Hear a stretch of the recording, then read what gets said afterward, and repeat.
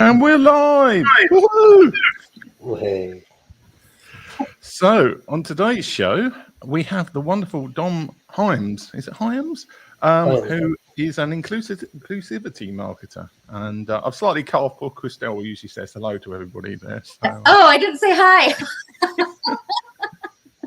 Hi, Tim. Hi, Dom. Hi, everyone. Yeah, so now Christelle's living in a bike shop, seemingly. Let's put a new angle on this show. So, let's start off with the obvious question. If people have not heard of you before, Dom, then how the hell have they not heard of you? But could you describe who you are and how you got into the background of being an inclusivity marketer, and a little bit about your background in general? Yeah, sure. So my name's Dom Hyams, as you said.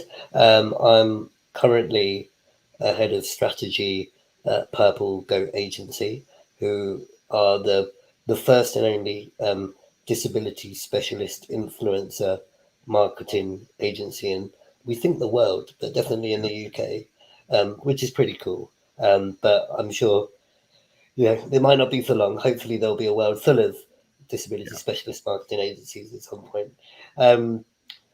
And in terms of how I got there, I kind of had a meandering career that started in TV. So my first exposure to television was actually doing a documentary with Channel 4, where it was about me and my mates going around Europe interrailing, and it was called Crip on a Trip, and self-titled by me.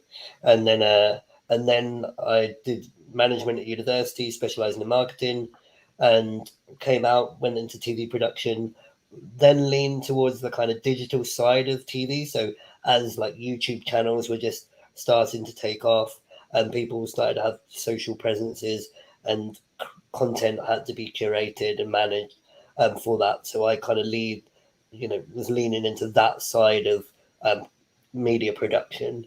And then I got a job with a disability kind of specialist startup, creating an accessibility app as head of marketing and comms there.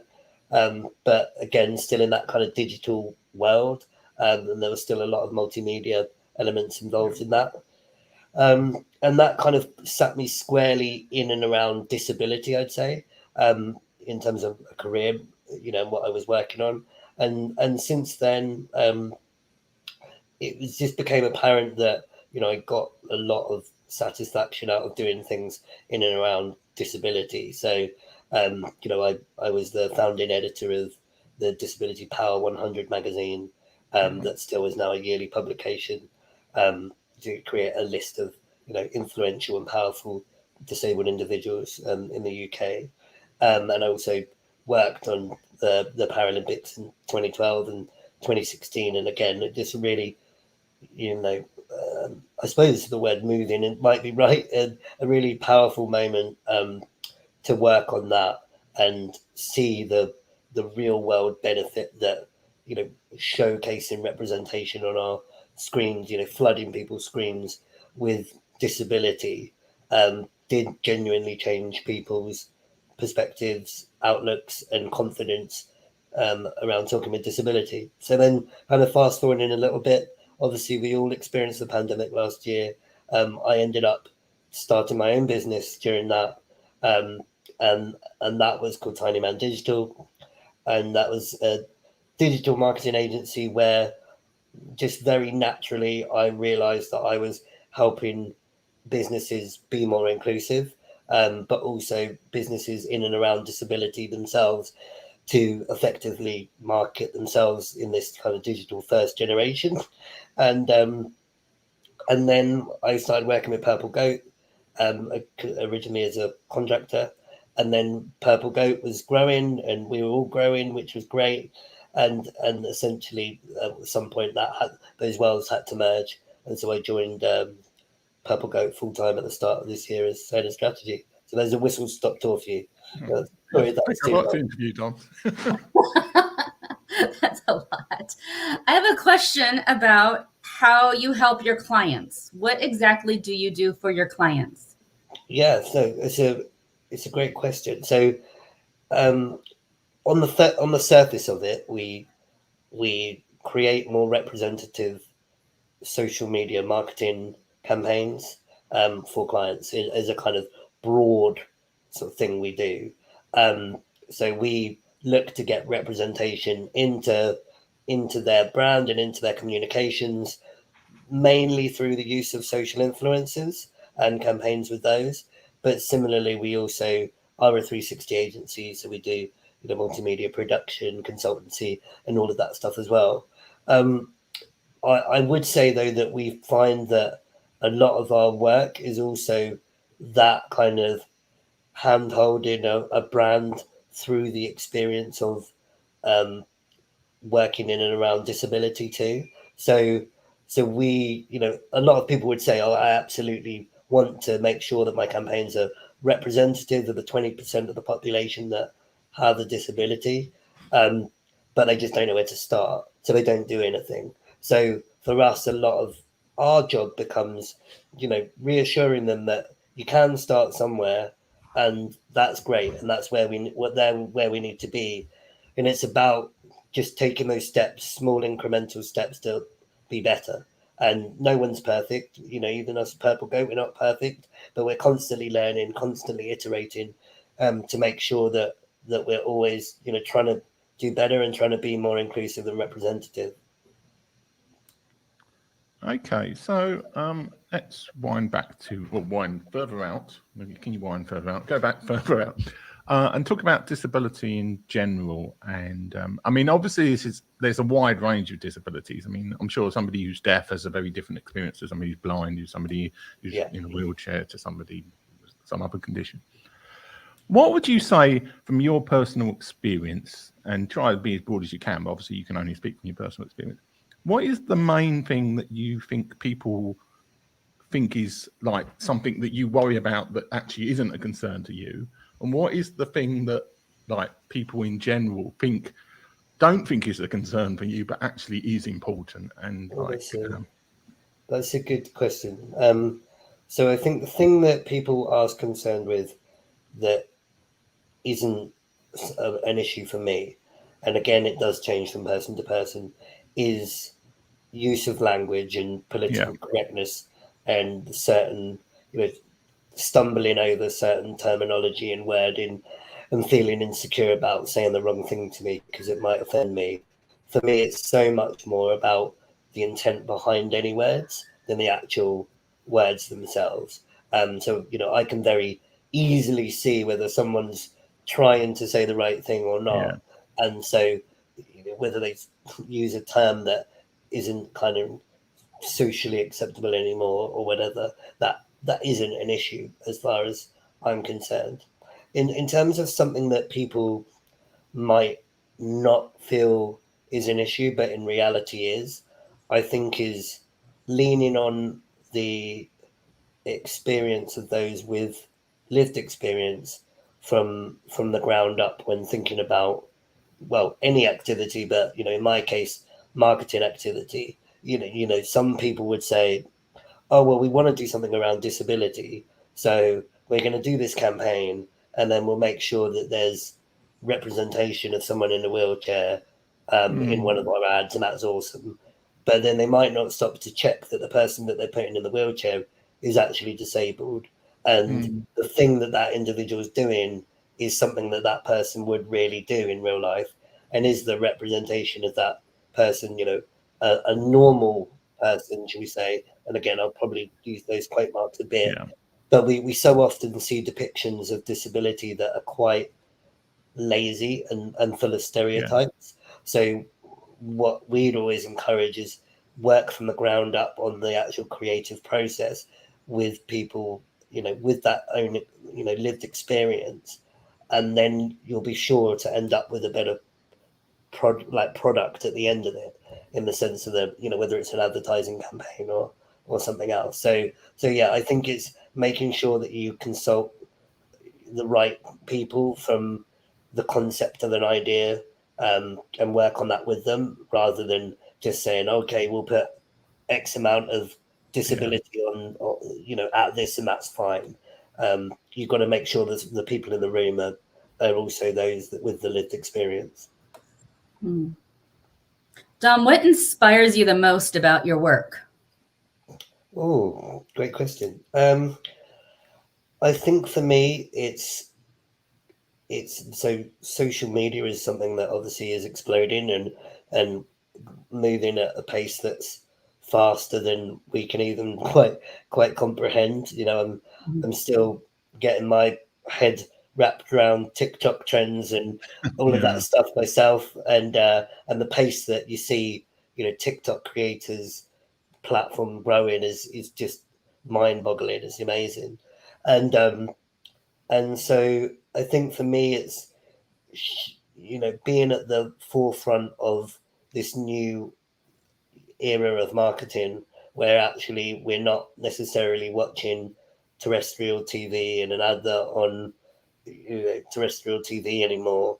That's a more tired way of trying to market to someone, and actually influencer marketing, A, has been shown to be really effective, but B, the work that we're doing with it has all the elements of, you know, what we want to get out of representation, um, really effectively, and obviously ultimately provides the right kind of, you know, return on investment for clients as well. You know, we often refer to it as a win-win. We create amazing content that conveys a great story, and is representative and shows a broad range of experiences, but then obviously ultimately that has a financial sort of driver somewhere that actually also backs that up. So that's, from our point of view, it's really exciting to be part of that new carving landscape. So I'm going to ask you a variation of the question I asked you before, I think probably, but like, let's say like you were in charge of the world. So suddenly tomorrow you're in charge, you're the world dictator, and in 10 years' time, the world is exactly the way that you would want it to be. How is that world different from this world in terms of like representation and inclusivity? So we often talk about something in disability called the social model of disability, Yeah. which basically means that I am disabled by the barriers that are in place, you know, societally, not necessarily by my physicality.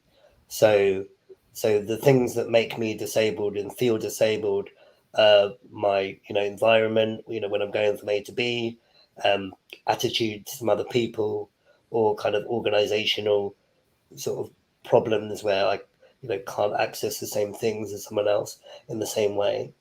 Um, and and actually, if all of those were solved, then I would have a totally inclusive life.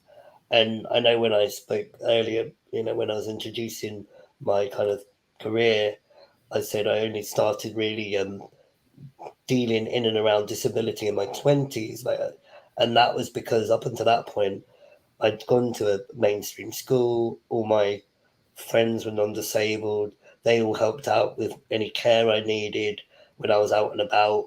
Um, and so there was very little that was actually disabled me, if that makes sense. Yeah. So I almost didn't, I did obviously identify, I was very comfortable in my own skin, but on a kind of practical level, and you know, there wasn't very much disabling me in life, and I had all opportunities available to me. And so therefore I'd say, when looking ahead to 10 years time, you just want to be able to remove all those barriers, for everyone, and therefore, you know, these kind of conversations about inclusion are just already a given, because everyone's got that complete knowledge and understanding and willingness to learn. But similarly, we've been able to put all the things in place that mean that those barriers that are quite systemic, you know, and remove opportunity from people, they don't exist. So we've all got a fair crack at the whip and an equal opportunity to do what we want in life. Mm. How do we do this? Where do we start? I think the start is education. So last year, I think we all, you know, had a moment of reflection through Black Lives Matter. We all had an opportunity to, educate ourselves a little bit more, and not just individuals, but organizations as well probably had to have a long, hard look at themselves and make sure that their practices were being as diverse as possible and as inclusive as possible, because not just because that's what they should do and people are telling them to do it, but they started to actually understand, like, intrinsically, that they believed and wanted to do that too. They understood the why, and they felt the why. So I think that through that educational process, like that self-education that people can do, they can not just be scared and say, oh yes, we need to do that. They can truly believe and understand what they're saying, and then enact those changes from a place of authenticity. Yes, it might seem like hard work to make a company more inclusive or accessible, but actually, if you know that that's just how you create equality and that gives everyone equal opportunity, then why wouldn't you do that? Yes, it might be short term, stress, because you're learning how to do that well, but at some point it's just going to be second nature, in the way that I would make something accessible because it's just second nature to me. If we all kind of educate ourselves and learn, effectively, then it would be that for other people too. Yeah. Well, can I ask you a personal question? I mean, I Sure. think from you, it's brittle bone disease you suffer from in some way. Yeah. Can you talk a little bit about that and like Yeah, how it prevents you doing particular things and how much, and talking a bit about that whole social construct versus actual physical issue thing. Yeah, no, absolutely.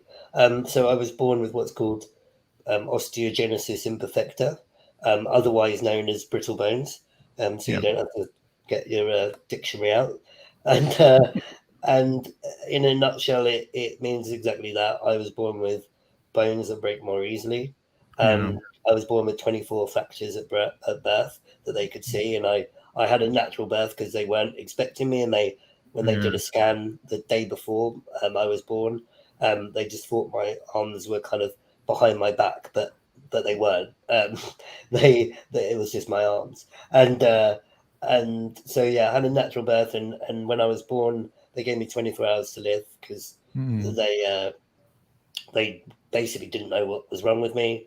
They just knew there were things that were seriously wrong, and that's all part of a lack of understanding and awareness of brittle bones broadly, because it's a rare condition. About, I think it's 1 in 15,000 people has some form of brittle bones, and it's very much on a spectrum of severity. So a lot of people would look, totally non-disabled from the outside, but then just maybe realize at some point in their life they've got brittle bones because they, had a fracture that seemed a bit too easy to have, if that makes sense. And then they sometimes get tested and find out they've got it in that sense. And then on the other end of the spectrum, you have people like me who are very physically disabled with very short, limbs. I'm a full-time wheelchair user, and I have been, I've used powered wheelchairs since I was 2 years old.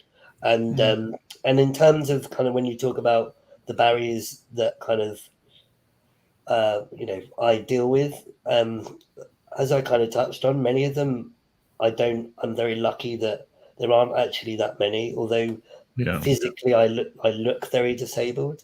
My life obviously is incredibly, like, fulfilled and rich, and I have a great circle of friends and family. I've got a girlfriend that I live with, that I've been with for 8 years or so. We live down in Surrey together, and I drive a car, I travel, so all the things that you might see as obvious barriers are things that, yes, they might take some more logistical planning around certain things, but actually, I live a pretty normal life, really, and enjoy the same kind of things and activities that anyone else does.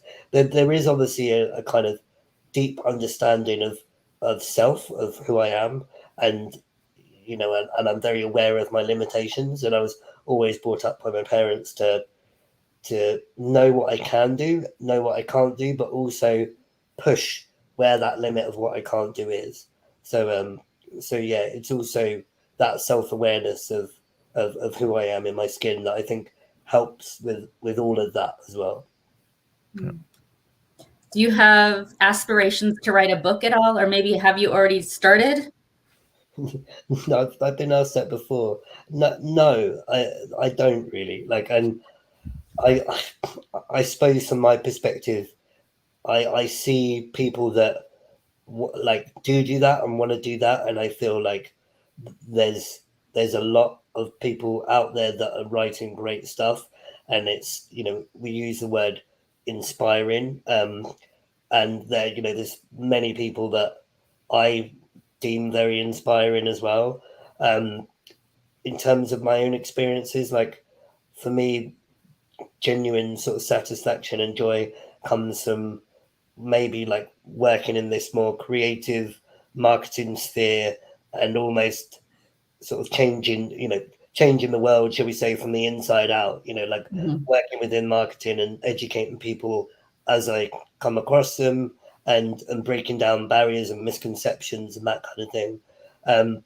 I've never really wanted to kind of say that my experience is the right experience, or say that I've had a life that others should think is exceptional or inspiring, because actually there's all sorts of things that go into someone's life, and I know that my experience wouldn't have been the same without having the parents I did, or the friends I did, or luck that I've had, or simply the physicality I've had. I'm very lucky that although I've got those severe brittle bones, I'm also not someone that suffers from like constant pain, or I don't need to have like regular medication of any kind.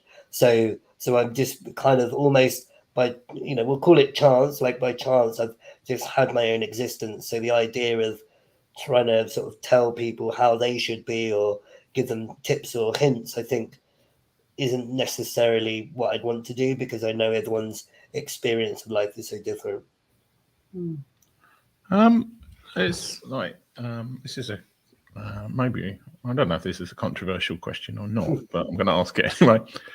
Do you feel there is a difference in kind of disability circles between mental disability and physical disability? And do you think it's all one thing, or do you think they should be treated as separate areas, mental and physical disabilities?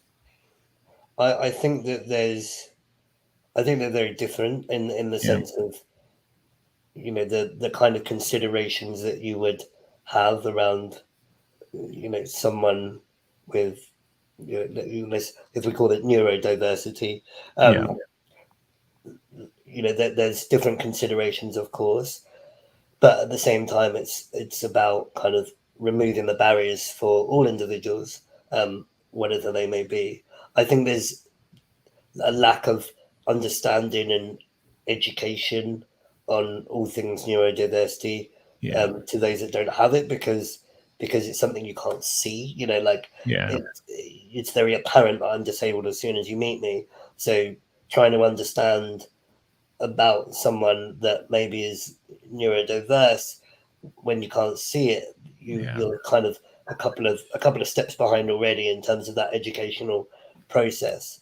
I think that there's also a stigma around it. That we've seen the kind of media tropes of sort of neurodiversity and mental impairments being a negative thing, and sort of being showcased as it was only a few decades ago that we were using words like retard and things like that very commonly, and I think that also kind of set that educational process back quite far, and it's only now that we're starting to wake up to actually this is all part of that same inclusion journey that we need to be on, and the same educational journey that we need to be on to make sure we're removing barriers for everyone.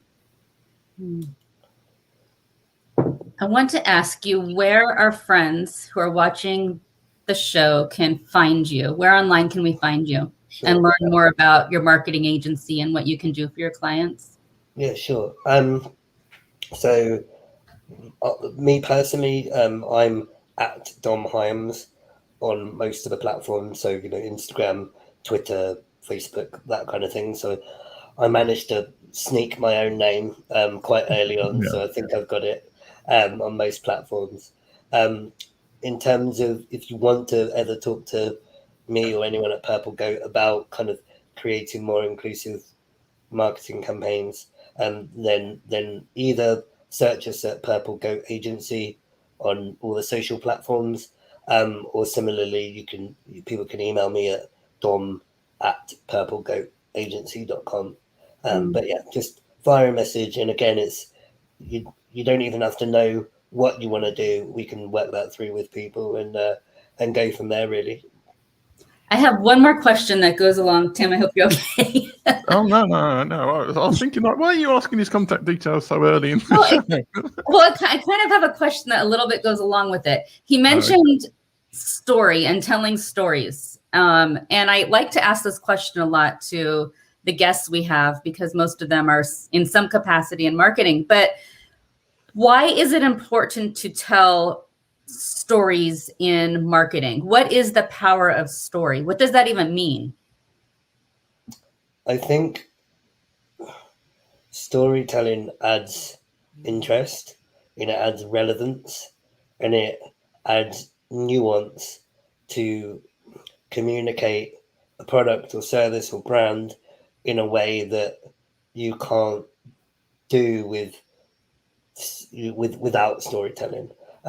A great example would be, how we work with influencers, and let's say they're marketing a new light feature, and you could just put a disabled individual in an advert with a light and go, oh great, we're showcasing a lovely light, and there's representation of someone disabled in that advert. That's lovely.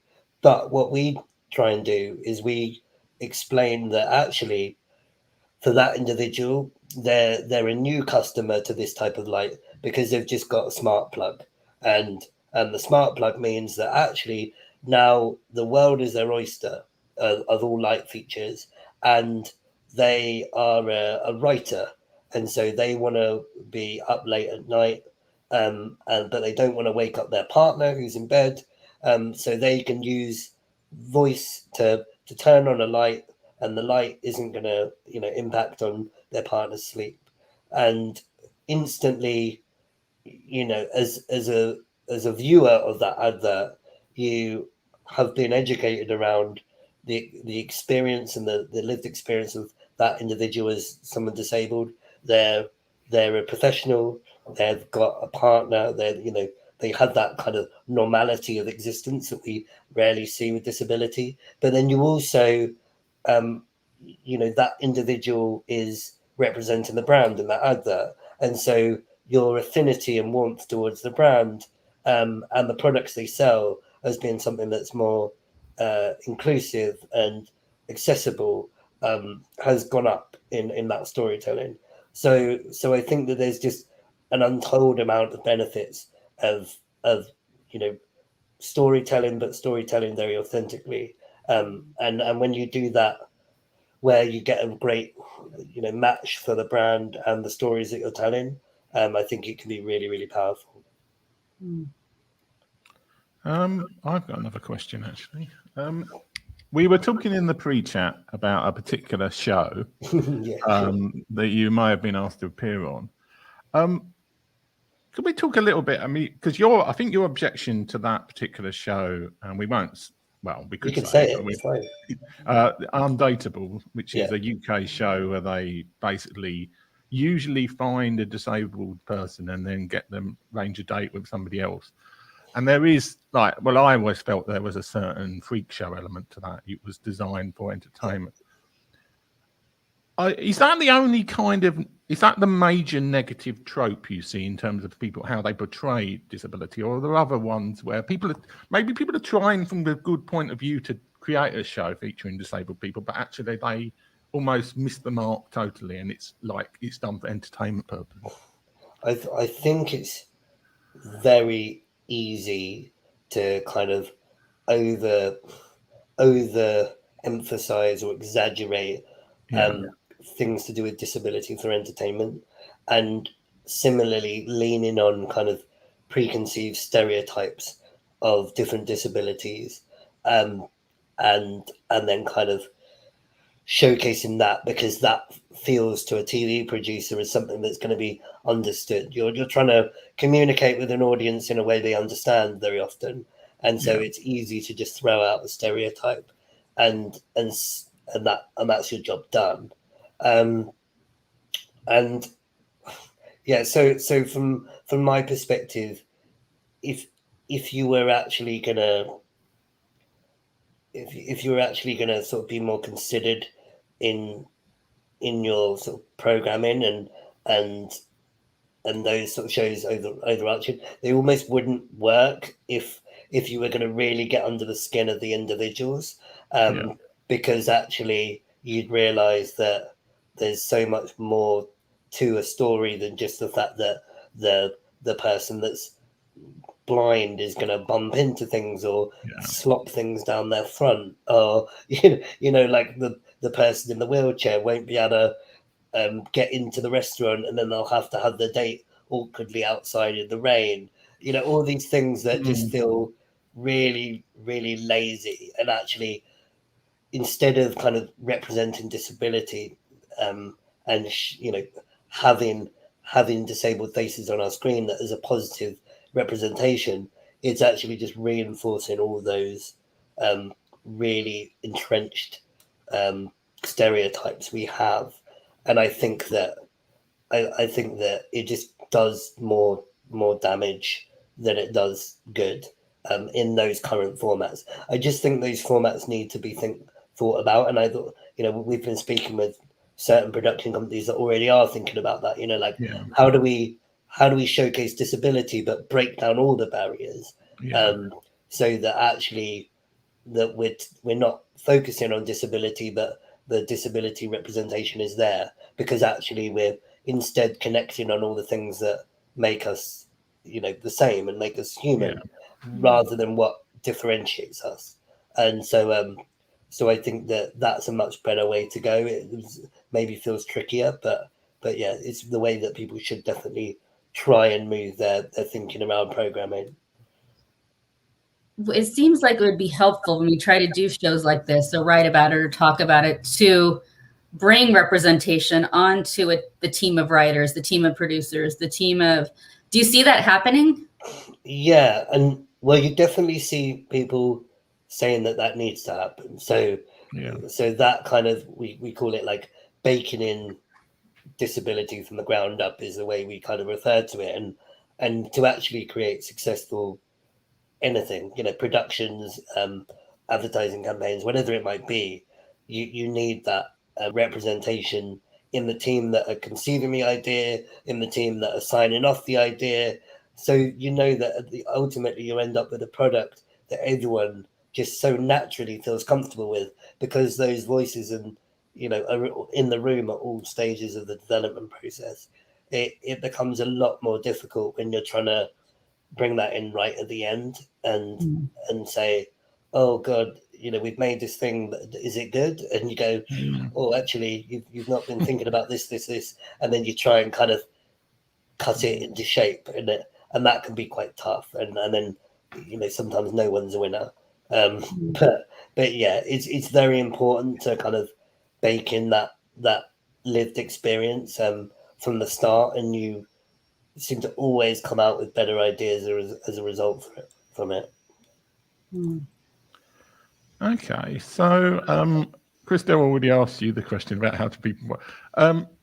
Let me ask you a wider question. If you could give people like a book or a film or some sort of set of resources that they could find out, get more understanding about disability in general, what would you recommend?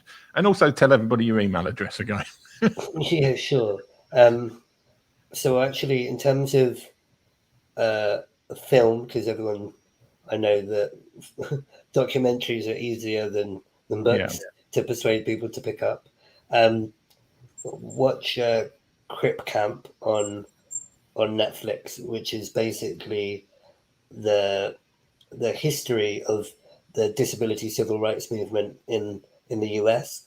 Okay. And it kind of charts that period of time from sort of the 60s, against the backdrop of, you know, the wider civil rights movement, all the way through to the sort of 1990 when the ADA, Americans with Disabilities Act, was signed, and the kind of real genuine trailblazing courage of those individuals to create that kind of change and those sort of rights enshrined in law for disabled people. And it's crazy to think in some ways that those weren't there already. You know, we in 95 we got the Disability Discrimination Act in the UK.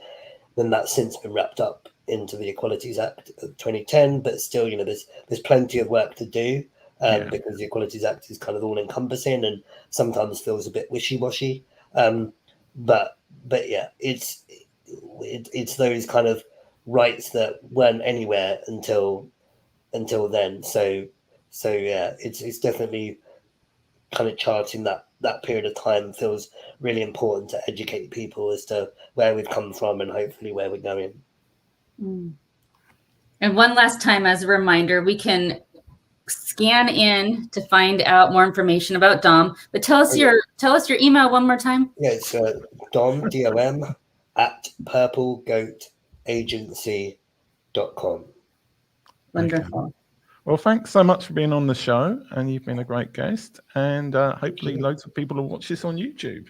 Wonderful. So, and anybody who is watching this on YouTube, remember to subscribe. There should be a card appearing somewhere down there at some point in the YouTube replay telling you to subscribe. So do that.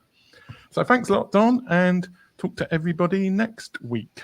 Thank you. Thanks, Thank you. Bye-bye. Thanks very much. Bye. This is terrifying for me. I've made more money in the last 3 years than I did in the previous 7. Cliche shit, you know.